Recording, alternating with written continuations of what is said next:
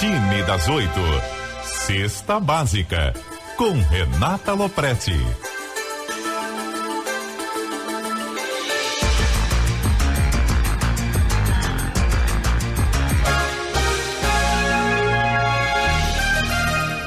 Muito bom dia para você, Renata Lopretti.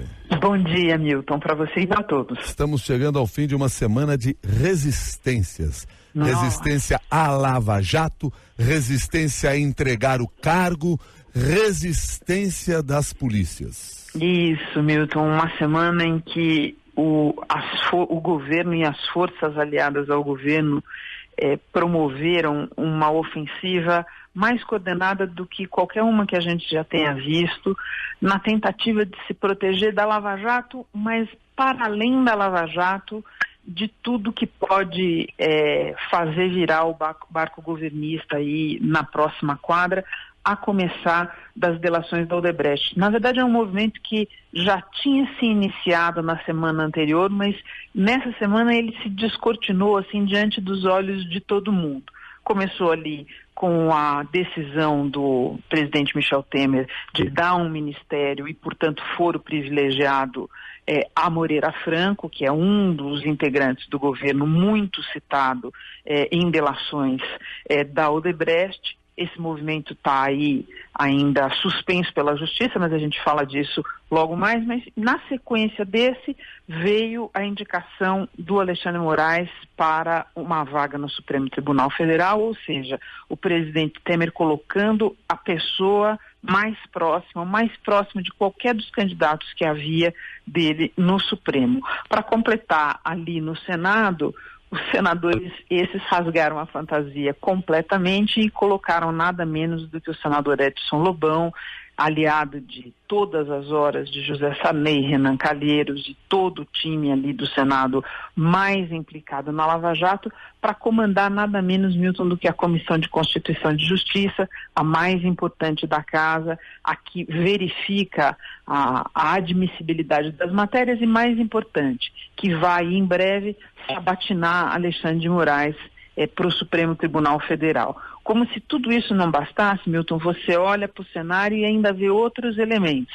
Você vai lembrar, por exemplo, do dia em que, em questão de horas, nós vimos dois movimentos. Primeiro, o ministro Gilmar Mendes, do Supremo Tribunal Federal, se manifestando ali em uma sessão da segunda turma sobre a necessidade, segundo ele, de o Supremo examinar, de alguma maneira rever, de alguma maneira promover uma intervenção no que ele chama de prisões excessivas e muito prolongadas, determinadas pela força-tarefa da Lava Jato, pelo juiz Sérgio Moro em Curitiba. No mesmo dia, em depoimento ao Moro, Eduardo Cunha vai e revela para o país que ele tem um aneurisma, né? Se compara, inclusive, a situação dele, a da ex-primeira-dama Marisa Letícia, e diz que não pode ficar preso.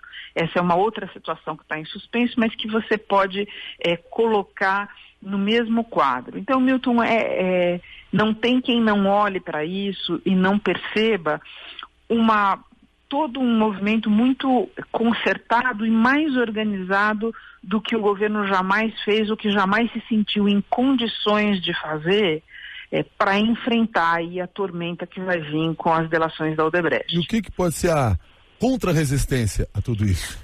Olha, Milton, a gente já viu isso, já está vendo esse movimento na praça, a começar pela nomeação do Moreira Franco para ministro. Então, você já teve aí 3 decisões da Justiça Federal impedindo essa nomeação, e ontem à noite, aliás, o ministro Celso de Mello, que é quem está cuidando desse assunto no Supremo, deu 24 horas ao governo Temer para explicar essa nomeação. A gente não sabe ainda o que vai acontecer, o Supremo pode até deixar Moreira Franco ser ministro, mas já fracassou aquela tentativa do governo de colocar ali, fazer a nomeação do Moreira Franco passar no meio de outras notícias ali, no meio da paisagem, que ninguém percebesse. Isso não aconteceu.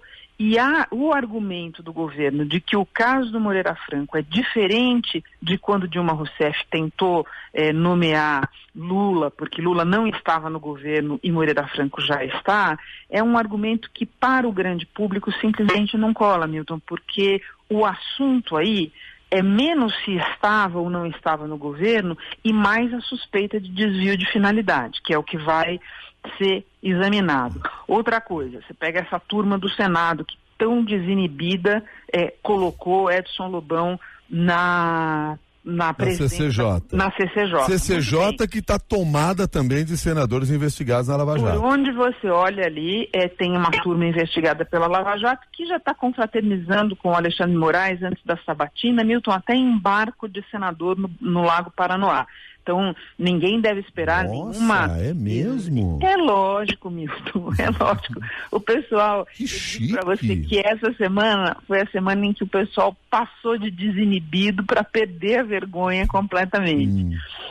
Também vão pegar esses senadores, o que você falou, o que pode acontecer para atrapalhar isso? Nada que vá atrapalhar a indicação do Alexandre de Moraes, mas esses senadores estão na mira, no caso, na mira de um inquérito que o Supremo decidiu abrir para investigar, lembra lá dos grampos do Sérgio Machado? Sem dúvida. O ex-presidente da Transpetro, que grampeou José Sarney, Renan Calheiros, Romero Jucá, aqueles grampos, Milton, que hoje parecem uma profecia se realizando, porque eles falavam de promover um movimento para estancar a sangria da Lava Jato. Então essa turma agora tem mais um inquérito nas costas. Aliás, foi a estreia, a gente poderia dizer, a estreia do Fachin na Lava Jato. A estreia do Fachin na Lava Jato. E por último, Milton, você pergunta o que pode dar errado nesse roteiro.